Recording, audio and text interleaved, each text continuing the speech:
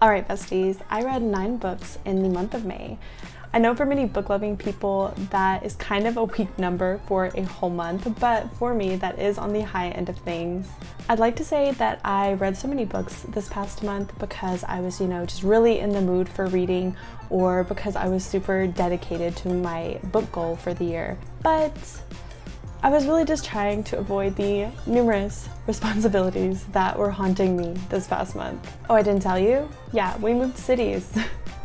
And with that came a lot of boxes, packing, unpacking, begging friends for help, and just loads of stress. Also, we're now poor, and you would think that I would have been more financially prepared for moving since I've moved literally 5+ times in my life. But no, I was once again horrifyingly unprepared for the deposits, the price of boxes and tape, gas prices, the cost of renting a U-Haul, and the cost of buying all of the things that we needed for our new apartment. Like, we don't have a dining table, and we don't have bedside tables, and we just bought a new bed frame. So obviously, with many important things going on and needing my attention, I chose to spend majority of my time reading books and watching YouTube, so. Why are you the way that you are? Anyways, let's jump into my May books.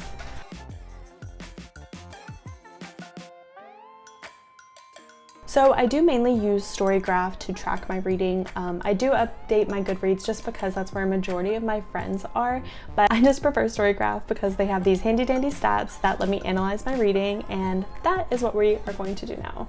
So for the month of May, I read 9 books, as I said, which is 2,722 pages, and my top 4 moods were mysterious, emotional, dark, and tense. You can really tell I was a bucket of fun this past month. 63% of my books were medium-paced and 38% were fast-paced. I'm not much of a slow-paced girly, so this really makes sense. I typically tend to live in the medium-paced area the most. 56% of my books were between 300 and 499 pages, and 44% were under 300 pages. Now, this is actually pretty surprising because I typically read books that are 500+ pages, but I think that usually happens more when I'm on a fantasy kick, and that might be why it was a little bit different this past month. My genres were thriller, literary, horror, contemporary, LGBTQIA+, magical realism, young adult, romance, mystery, and historical, with no nonfiction. I was looking for escapism, not information. 44% were physical copies of the book, and 56% were ebooks. Now that is because this past month I bought a Kindle Paperwhite. I know, I just complained about not having enough money, but hear me out. I believe that this is going to save me money and space in the long run. After packing and moving and unpacking all of my physical books, I came to the horrifying conclusion that I am a book hoarder. So the Kindle Paperwhite was my solution to save money and space. So here we are, and here I am, and I love it, and I've actually been using it. So now for the rating stats. I had an average rating of 3.67 stars for May, which is okay. It's better than average. I had 1 4.25 star, 5 4 stars, 1 3.75 star, 1 3 star, and unfortunately 1 2 star. The first book I read in May was unexpectedly The Saturday Night Ghost Club by Craig Davidson. I say unexpectedly because this book was not on my radar at all until I was standing in line at the Starbucks inside Barnes & Noble. This was their $5 cafe pick, I think is what they call it, where if you buy a cafe item, you can get the book for $5. I was kind of in the mood for something spooky, and it seemed like it might live up to my spooky expectations. This follows Jake Baker, who is a young boy that lives in the town of Niagara Falls in the 1980s, and we follow him during the summer of his 12th birthday.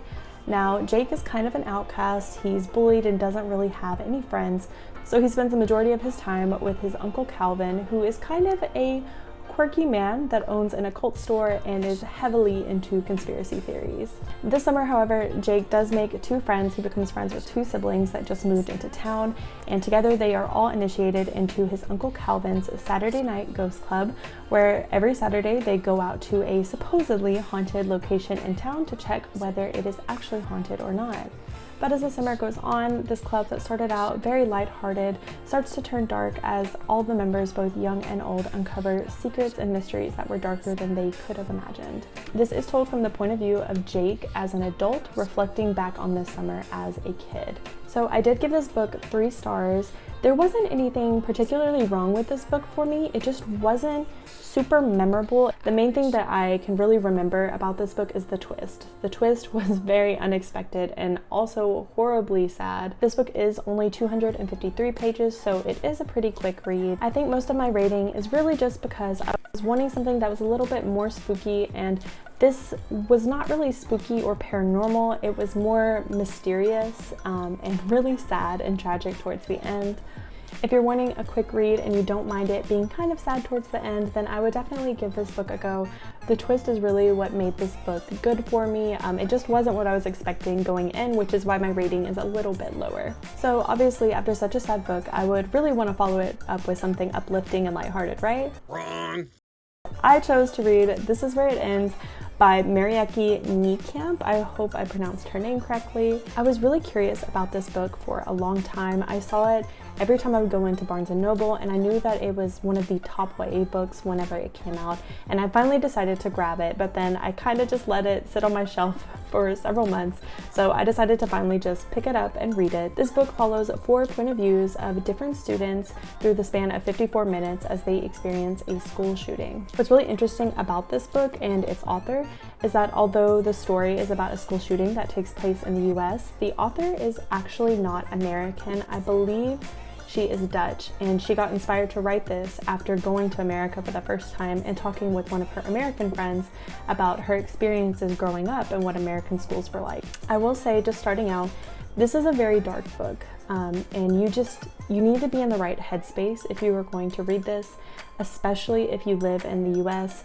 I think living in the US, we get overwhelmed with the amount of mass shootings that do occur. I think what's important about this book is the fact that this work of fiction isn't really that unthinkable. I will say this was a 4-star book for me. It was a very good book, but it just put me in such a rough headspace afterwards, especially since I kind of binge read this all at once and finished it really late at night and then tried to go to sleep immediately afterwards. It just put me in a really dark mindset, and I can't necessarily say I enjoyed myself while I was reading it just because it's so dark and I think a little bit too real when you live in the US. So is this a good book? Yes, it definitely is. Would I recommend it? Yes, if you are in the right headspace. It is not a light read, so be careful and definitely read trigger warnings before diving into this book.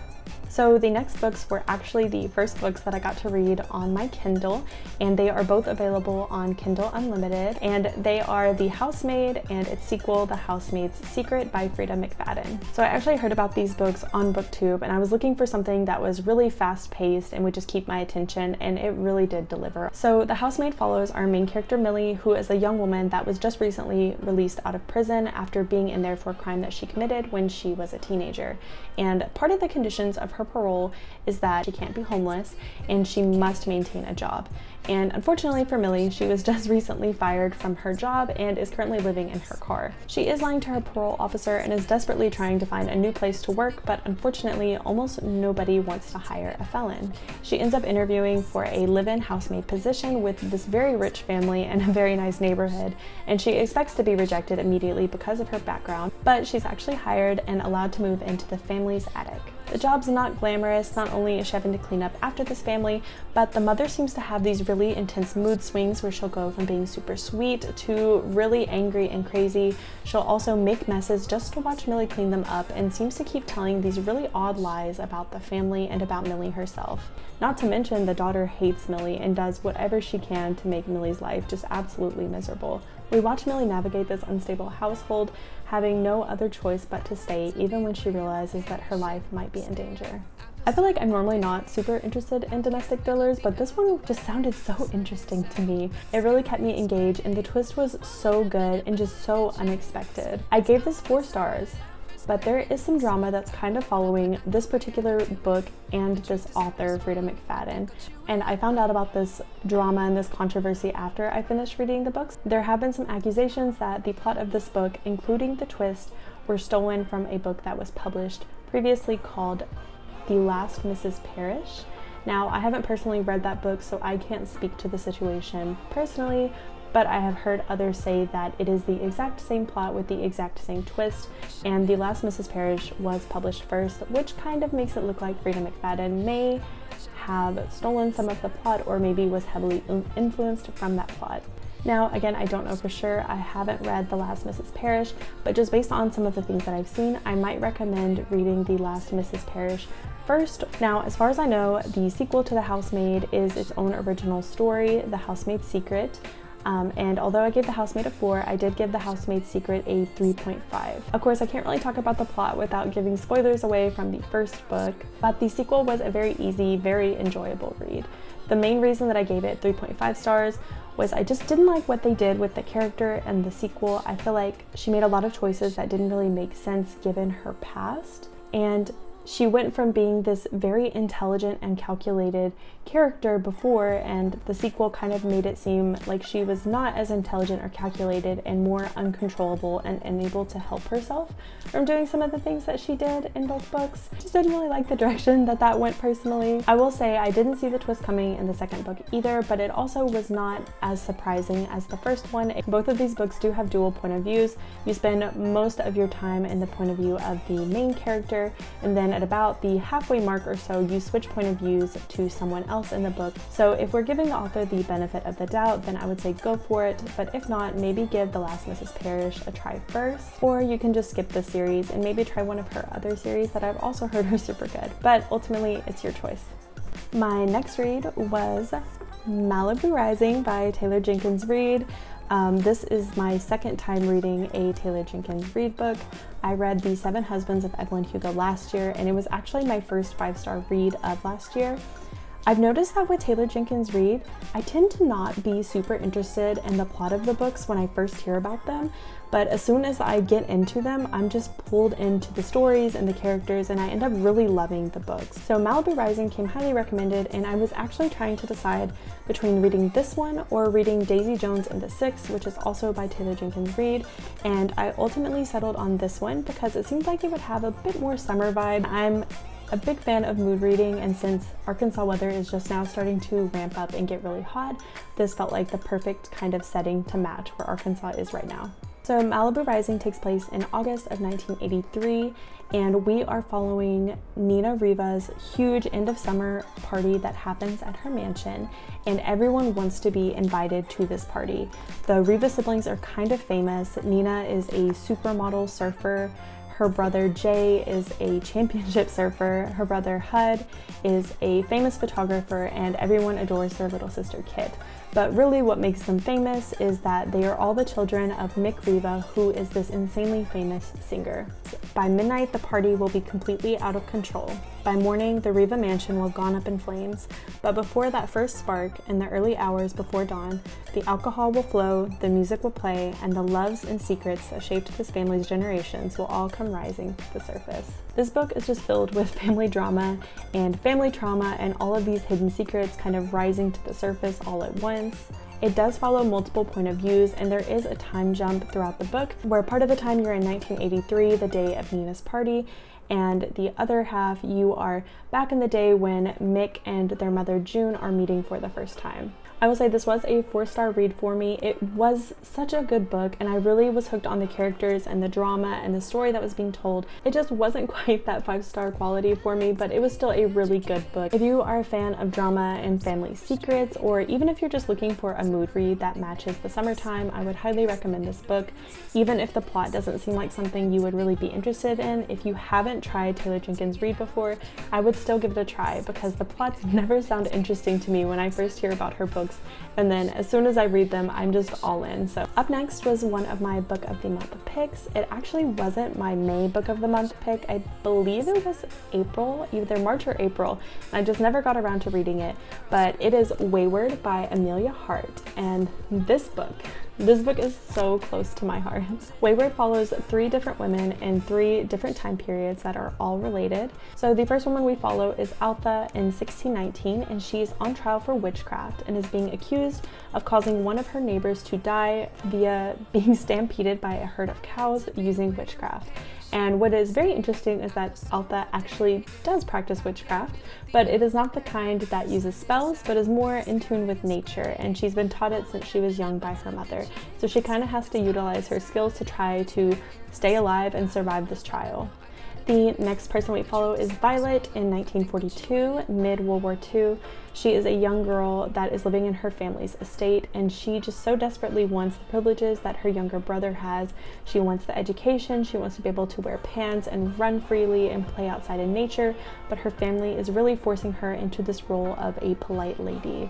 Violet's father really buckles down on her needing to fit into this proper lady form because he's noticed that she is acting peculiar, she is connecting with bugs and birds, and it reminds him of her mother who went mad right before she passed away.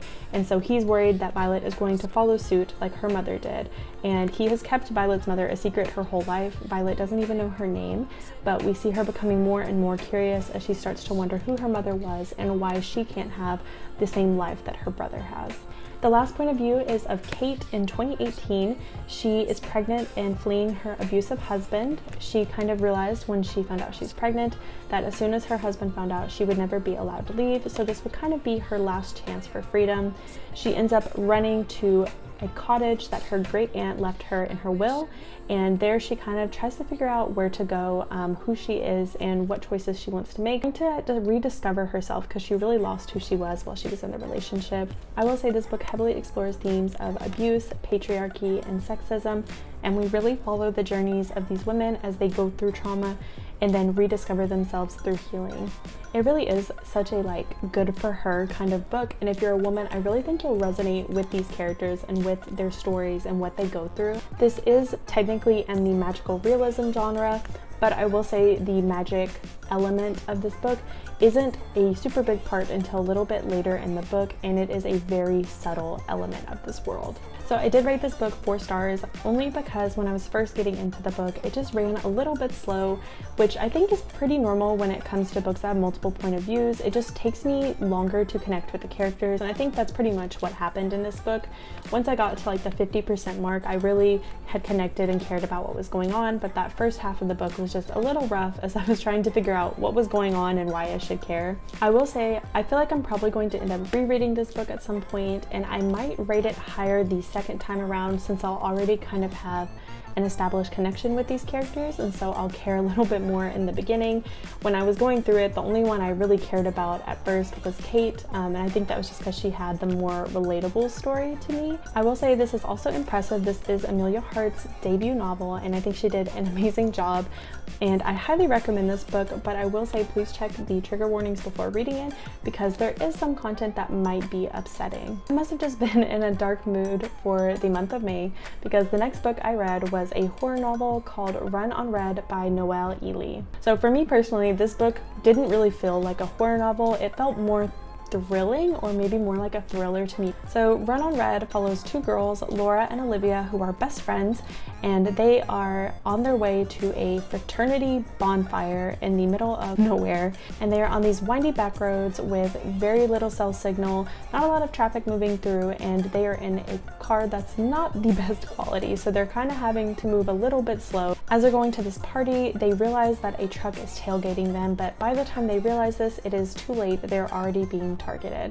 What they originally thought was light road rage at their slower speed turns into a cat and mouse game of survival where they are trying to outwit and outrun these 2 mysterious men wearing latex masks that seem determined to get them.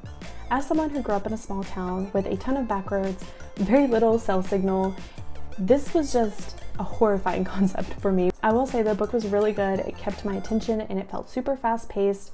But unfortunately for me, the twist was pretty predictable. I noticed that the author had thrown in a red herring, and it just didn't make sense for the story to go in that direction for me. The story was still good, and I will say, although I called the twist pretty early on, the circumstances and the story behind the twist were still very interesting and very surprising, and also extremely dark. This was my highest rated book for May. I gave it 4.25 stars. So even though I predicted the twist, the story itself was really good. It kept my attention and had me on the edge of my seat. So I highly recommend this, especially if you're just looking for an easy, fast-paced read that has a thrilling or I guess scary aspect to it. Highly recommend. Now for my lowest rated book of May. I read Them by McKay Watson. For those of you that don't know, I believe McKay is a booktuber here on YouTube, and I don't personally subscribe to him, but I know many people that do, and I have heard everyone talking about this novella that he released. This book came highly rated, it had a really interesting premise, and it's a pretty short read, so I thought I would give it a try. In Them, we are following our main character, Jeanette. She has just got home from a long day at work, and it's a rainy evening, and she's just ready to enjoy a cozy night at home with her dog. And right as she's about to kind of sit down and relax, the TV turns to an emergency broadcast, and all she can really hear is them instructing residents to lock their doors and stay inside. Then part of it cuts out, and the last thing she hears before the TV goes black is they look like people. So we are following Jeanette as she tries to survive these monsters that look like her friends, her family, her neighbors, but have this horrifying thirst for blood and extreme violence. Now, I will preface this with, this is an extreme horror novella. There are warnings all over this book about it having extreme content and being meant for people that enjoy extreme horror. It is supposed to be disgusting and horrifying and offensive. That is the point of extreme horror. I had never read extreme horror before, but I follow a lot of booktubers that do read it, and I've heard their commentary on it, and I was curious. I'm going to be honest, I was super curious. I'm not really grossed out easily, and I do have a morbid sense of curiosity, so I decided to check it out with this new book. Now let me just tell you, this book was horrifying. Not like scary horrifying, but like I wish I could scrub the contents of this book out of my brain so I didn't have to remember that I read it. There are two scenes specifically I really wish I had not read, and I will not talk about them, and I don't even think I can talk about them on YouTube. And I will say I can't really blame the author because it is the genre, and I went in trying a new genre and seeing all these warnings, and I did it anyway, so it is not the author's fault.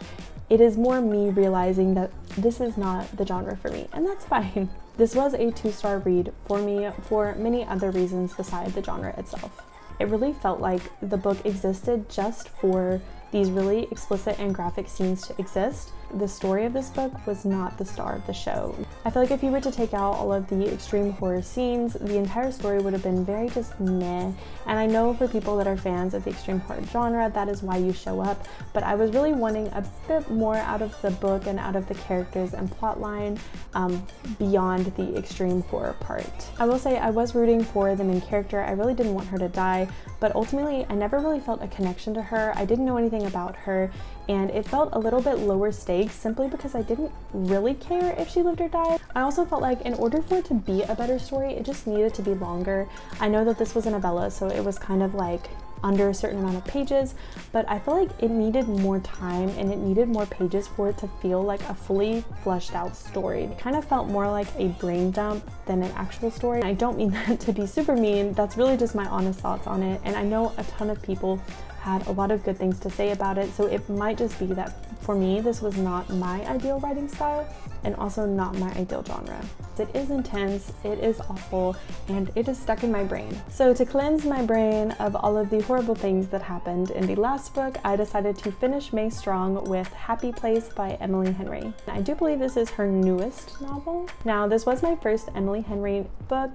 I've heard a lot of good things about Emily Henry. I believe she's also the author of Beach Read and Book Lovers, I think. The Happy Place follows our main character, Harriet, and she is on her way to her happy place in Maine on a friend's trip with all of her friends and their partners and her perfect fiance, Wynn. Except that Wynn actually broke up with her 6 months ago, and she's still not over it, and they also didn't tell any of their friends that they broke up. And now they have to share a room and pretend to be together and madly in love once again so they don't ruin the entire trip for their friends, especially when they realize this will be the last friends trip they have in Maine, and 2 of their friends are going to get married at the end of the week after being inspired by Harriet and Wynn's relationship. When I tell you this book was such a palate cleanser, it was so refreshing, and it was also surprisingly insightful. The ending of the book went really deep into understanding the importance of making choices for yourself and living your life for yourself and for what you want and not what others want for you. And also understanding that it's okay to not know what you want to do next, and it's also okay to start over even if you've already devoted a lot of time to something. And I think that really resonated with me because those are both things that I really struggled with when I first graduated from college. But other than the deep parts, the book was super cute and I absolutely loved the banter between the characters. This was a 4-star read for me. I think it was mainly the change of pace from going from thrillers and horror to like a rom-com. It kind of threw me off when I was first reading it and I just wanted more to happen. And so I don't know if that was my headspace coming from such different genres of books, or if it really was just a little bit slower paced for me in the beginning, but I just kept wanting something to happen. I felt like a lot of nothing was happening in like the first 25% of the book, but it really made up for it with the rest. Although I will say, is it bad that I was like thrown off by the main love interest being blonde? I feel like most of the books I've been reading recently, like the main love interest is just not blonde. They're always like dark haired or literally any other hair color besides blonde. So I was really like, ugh, a blonde man? But yes, those were the 9 books that I read in May. I feel like a lot of the books I read were really outside of my normal for genres and like styles of books, but you know, it's always good to try something new.